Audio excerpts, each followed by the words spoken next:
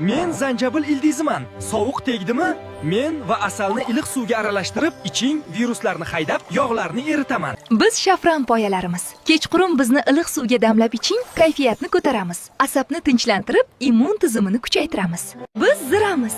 Ovqatdan keyin bizni chaynab yoki choy qilib ichsangiz, ichaklarni yengillashtiramiz, gaz va shishni kamaytiramiz. Men qalampir munchoq. Tomog'ing achishsa yoki viruslar mehmon bo'lsa, meni 10 daqiqa damlab ich, mikroblarni haydab, og'riqni tinchitaman. Men kurkumali suvman.